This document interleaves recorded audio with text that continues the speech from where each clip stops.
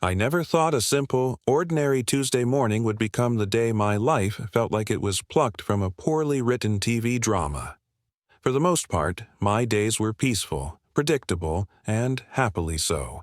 The sun would stream through the large, living room windows of our house in Redwood Estates, and I would settle in at my home office with a fresh cup of coffee, ready to dive into the creative world of logo design and brand identity. It's what I do. My name is Aaron, and I'm a freelance graphic designer.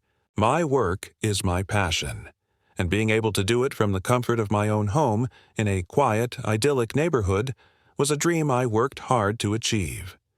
Every morning was a blank canvas, full of possibility, just like the screen of my computer. The silence, broken only by the chirping of birds and the gentle hum of my laptop, was a kind of creative fuel for me. My world was one of pixels and color palettes, a far cry from the real-world crises my wife handled every single day. My wife, Rebecca, works in a world of constant noise and unpredictable chaos. She's a 911 dispatcher. When I complain about a difficult client or a logo that just isn't working, she simply smiles. She deals with real emergencies, car crashes, medical crises, domestic disputes. She is a seasoned professional, trained to be a steady, calm presence on the other end of the line, to cut through the panic and get to the core of the problem. She carries the weight of the city on her shoulders and still manages to leave it all at the door when she comes home. I've always admired that about her. She's the anchor in my life, the one who keeps me grounded and gives me perspective, reminding me that a bad day at the office is nothing compared to what others are going through. Our neighborhood, Redwood Estates, was exactly what its name suggested. A planned community with perfectly manicured lawns, a community pool, and a sense of shared, quiet harmony. The HOA, or Homeowners Association, had always been a silent partner in this tranquility. Sure, they had rules. The mailboxes had to be a certain color, and the trash cans had to be out of sight, but they were reasonable. They were background, noise, a small price to pay for living in such a perfect little bubble. That all changed with the arrival of Audrey, a new resident who, upon being elected president of the HOA, decided that harmony wasn't just a state of being, it was a mission. A military-style operation she was determined to enforce with an iron clipboard. She wasn't just a new president. She was a self-appointed dictator of decorum, a ruler of a miniature empire built on perfectly aligned garden gnomes and matching porch lights. My first official encounter with Audrey came at precisely 8:30 a.m. The doorbell rang, not with a polite chime, but with an aggressive, insistent buzz that felt like a summons. I looked through the peephole and saw her standing there, a woman who looked to be in her late 50s, dressed in a severe navy blue business suit that looked like it had been pulled from a closet in 2005. She held a clipboard and a digital camera, and her face was set in a tight expression of grave importance, as if she were about to conduct a very serious audit of my entire life. She looked as though she was ready to issue a federal subpoena over a misplaced lawn ornament. I opened the door, a half-empty mug of coffee in my hand, and before I could even say good morning, she launched into a prepared speech. "Mr. Harrison," she said, her voice sharp and devoid of any warmth, "I am here today to conduct a mandatory aesthetic compliance verification." She gestured with the clipboard as if it were a scepter, and I could already tell this was going to be a ridiculous conversation. My brain was still waking up, trying to process the corporate jargon, when she pointed to my front porch. "I have received reports that your mailbox and your welcome mat may be in violation of our community standards. Specifically, the font on your mailbox numbers is not the approved Garamond typeface, and the weave pattern of your welcome mat creates an undesirable visual disruption." I blinked a few times, wondering if this was a joke. I looked at my mailbox, the numbers bold and black, perfectly legible. Then I looked at my welcome mat, a simple, friendly mat that had greeted everyone for the past year without a single complaint. It was just a mat. I couldn't help but feel a flicker of amusement, but Audrey was dead serious. Her eyes, magnified by her glasses, scanned my front porch as if she were a detective at a crime scene. She was focused on the smallest, most insignificant details, seeing problems where none existed, to verify compliance, she continued, her voice never breaking. I will need to enter your home to measure the proximity of your door to the mailbox, and conduct a light filtration test on the mat's weave. I stood there in disbelief, my amusement quickly turning into a cold, hard sense of invasion. This wasn't just about a ridiculous rule. This was about power. She wasn't there to help the neighborhood. She was there to control it. And I was about to find out exactly how far she would go to assert her authority. My peaceful morning was over, and a very strange drama was about to begin. My polite confusion was quickly replaced by a sense of disbelief. Audrey stood there, clipboard in hand, looking at my mailbox as if it were a symbol of defiance. She was obsessed with the details, pointing at the numbers on my mailbox and declaring, in a tone of grave offense, "The numbers on your mailbox are not in the approved Garamond typeface. They are a sans serif font, which creates a jarring visual contrast with the rest of the community's elegant and timeless aesthetic." I couldn't help but blink a few times. I looked at the mailbox. It was a perfectly normal mailbox. The numbers, bold and black, were easy to read from the street. They were simply a part of the house I had picked out, and for the past 3 years, no one had ever said a word about them. It was such a small thing, so insignificant. Yet to Audrey, it was a massive breach of a silent, unwritten code. She then pointed to the welcome mat on my porch. It was a simple, woven mat that said, "Hello." It was clean and it was friendly. But to Audrey, it was a visual disruption. Furthermore, she continued, the weave pattern of this mat is not compliant with the community's textural harmony guidelines. To verify compliance, I will need interior access to measure the mat's light filtration patterns and confirm the true shade of your mailbox numbers. This was a bridge too far. The request was completely ridiculous. This wasn't about the neighborhood's harmony, it was about her personal power. It was about her wanting to control every single aspect of everyone's lives, from the font on my mailbox to the welcome mat on my porch. My easygoing attitude vanished, and a quiet sense of protectiveness came over me. She wasn't just being a Karen, she was being a bully. I took a firm step back, putting my hand on the doorknob. "Audrey," I said, my voice as calm as I could manage, "I appreciate your dedication to the neighborhood, but you're not coming into my house to measure my doormat. You have no legal right to do so, and this is completely absurd." The change in her demeanor was immediate and dramatic. Her face, which had been set in a professional stern expression, contorted into pure rage. Her eyes, magnified behind her glasses, seemed to bore into me, and her voice dropped to a menacing whisper.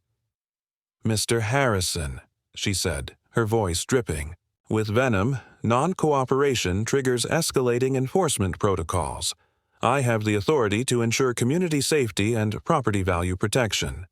She fumbled with her clipboard, and a few of her papers scattered across the porch. I instinctively bent down to help her, but she snatched them away as if they were top-secret documents. That's when I saw the logo on the header of the papers. It was clearly a cheap template, likely purchased from an online office supply store. The official violations were nothing more than a blank form she had filled in with a pen. I straightened up and looked her directly in the eye. "My answer is still no, Audrey." She stared at me for a few long, tense seconds. Then her face went cold. She pulled out her phone and I heard the unmistakable clicks of her dialing. "Then I'm calling the authorities right now," she declared, her voice filled with a triumphant sense of a final victory. "You're clearly unhinged, and I will not be threatened by a man who refuses to comply with lawful orders." I couldn't believe what I was hearing. She was actually calling 911. My jaw dropped slightly. All of this over a doormat and a font.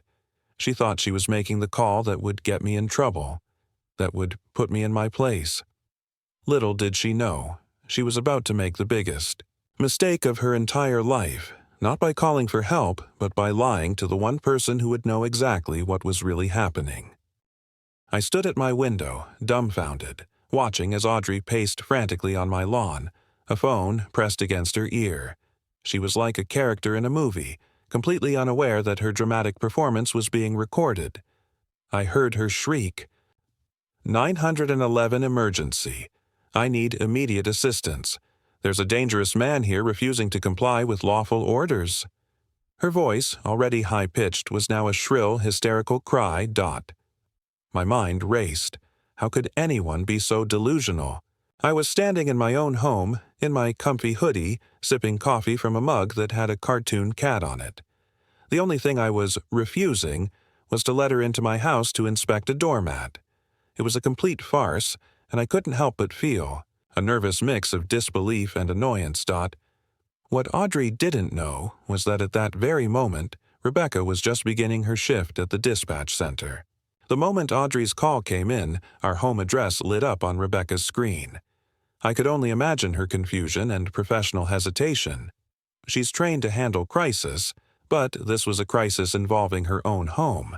But Rebecca is a pro. She answered the call with her calm, steady, and professional voice. The voice I've heard comfort countless people in a real emergency. 911, comma. "What's your emergency?"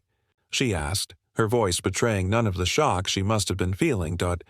On the other end, Audrey launched into a fabricated monologue of a victim. "He's being extremely aggressive and threatening. He could be armed. He has weapons in that house. You need to send multiple units immediately." I watched Audrey gesturing wildly at my house, pointing at my front door as if it were a fortress hiding an arsenal. I almost laughed out loud. The only weapon I possessed was my coffee mug. This was the moment Audrey thought she had won.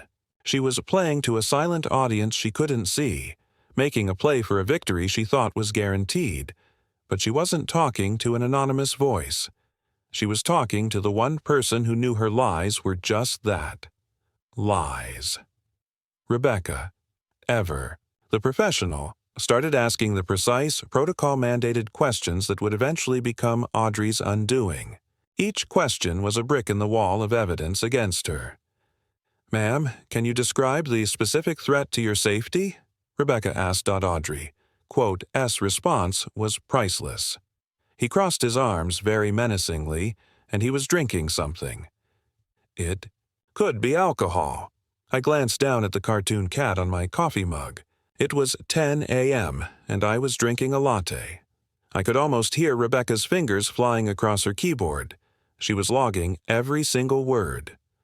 Caller describes threatening behavior as subject crossed arms while consuming a morning beverage. I decided to play my part. I pulled out my phone and sent Rebecca a text message. She's actually doing it. She called 911. Her response came back instantly.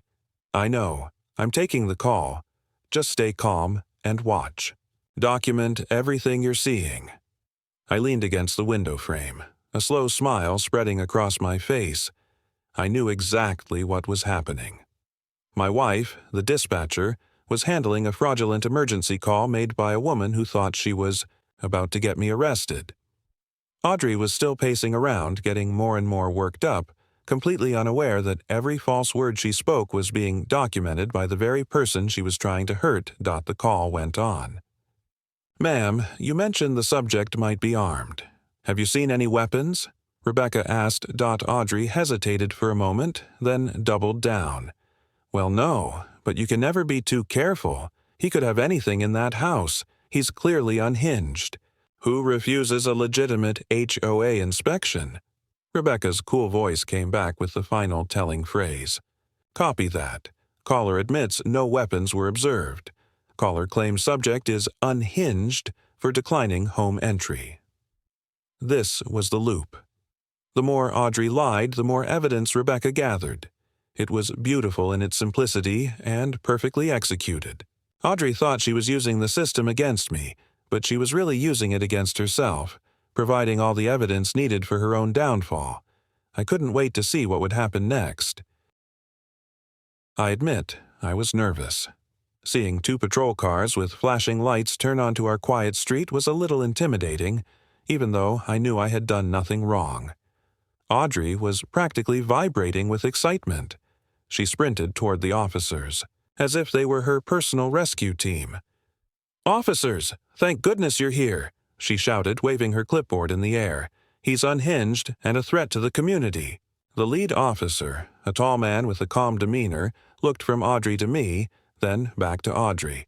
You could see the confusion on his face as he tried to reconcile her frantic report with the calm man holding a coffee mug in his own driveway. "Ma'am," the officer said, his voice even, "we received a report of an armed and threatening individual. Can you point out the threat?" Audrey pointed a dramatic finger at me. "This man has threatened me and refused to comply with lawful HOA orders. I am the neighborhood president, conducting official safety business." She held up her Amazon badge like it was some kind of federal identification. The officer looked at the badge, then at me, and I swear I saw him fighting back a smile. "Sir," the officer called over to me, "are you the homeowner?" I walked over calmly, keeping my hands visible and my voice respectful. "Yes, officer, I'm Aaron Harrison."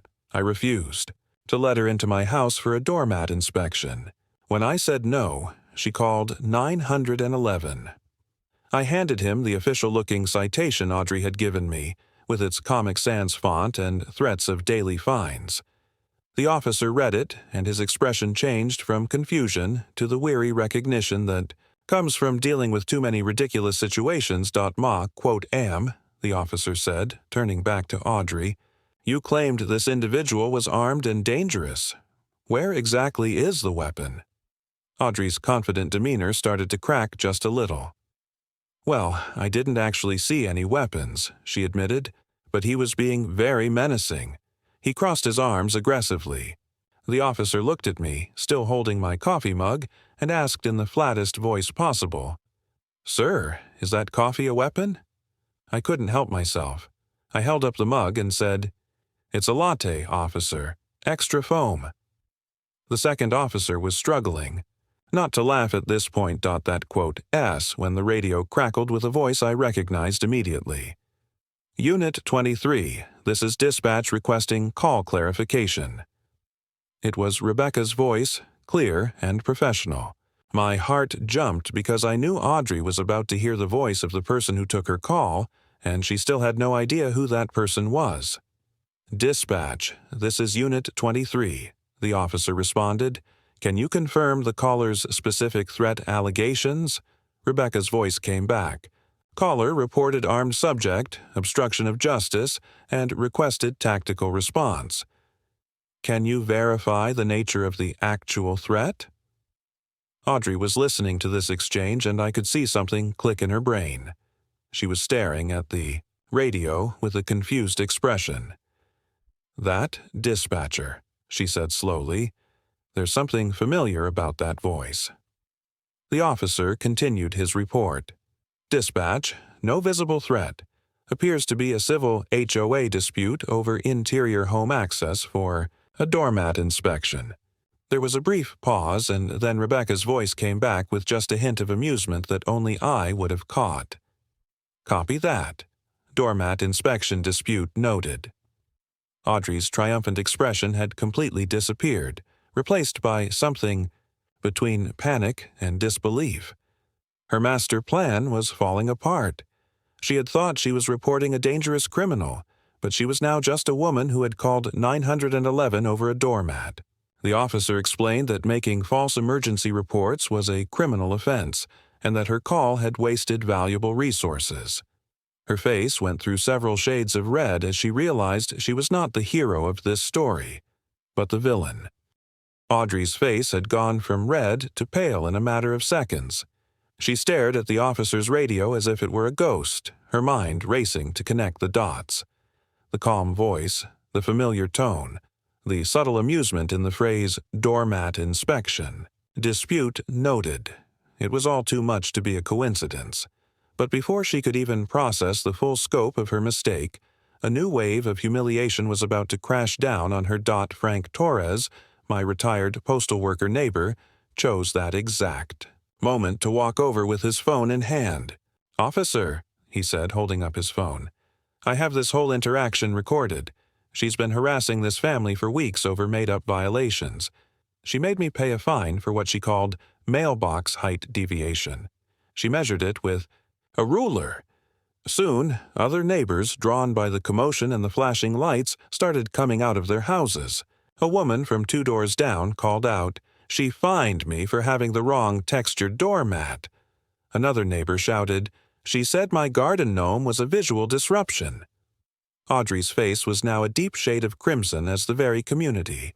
She claimed to protect turned on her. The officer looked increasingly frustrated. He turned back to Audrey, his patience clearly exhausted. "Ma'am," he said firmly, "making false emergency reports is a criminal offense. You claimed this man was armed and dangerous. We see a man with a coffee mug. You claimed he was obstructing justice. We see someone exercising his property rights." He explained that filing a false report was a serious offense that wastes resources and carries legal consequences. "The next time you call 911 without an actual emergency, you will be charged with filing a false report." Audrey's triumphant expression had completely disappeared, replaced by something between panic and utter defeat. She was backed into a corner, with no one to support her. But in her final act of desperation, she pointed at the officer's radio and spoke, her voice laced with venom and a hint of paranoia. "I want to speak to your supervisor. That dispatcher knew exactly what was going on. This is a conspiracy." The officer looked at me, then at Rebecca, who had just walked out of our front door, calm and professional. He turned back to Audrey and said, "Ma'am, you've already been speaking to her. She's my supervisor." Audrey's eyes widened and her mouth fell open. She looked from me to Rebecca, then back to me again, as if seeing us for the very first time. Rebecca, in her simple uniform, walked up to the officer and stood beside me, a look of quiet dignity on her face. "I can confirm everything the caller said," she stated, her voice clear and official. "The entire conversation has been logged and documented. The caller repeatedly made escalating and false claims, including that my husband was armed and dangerous, over a dispute about home decor." Audrey stumbled back, her hand flying to her mouth. The final piece of the puzzle had fallen into place, and the full extent of her public humiliation was complete. She had called 911 to get me in trouble, only to have the dispatcher, my wife, document every single lie she told. Her carefully constructed reign of terror had come crashing down in a single moment of truth. The police issued a fine for making a false report and warned her that any further harassment would result in immediate legal action. She slinked away, her clipboard abandoned on the lawn, as the neighbors watched in silent satisfaction. A few days later, a new HOA president was elected, and the neighborhood returned to its peaceful state. The only remaining evidence of the entire ordeal was the slight indentation on the lawn where Audrey had frantically paced during her 911 call, a silent monument to the day a petty tyrant met her match.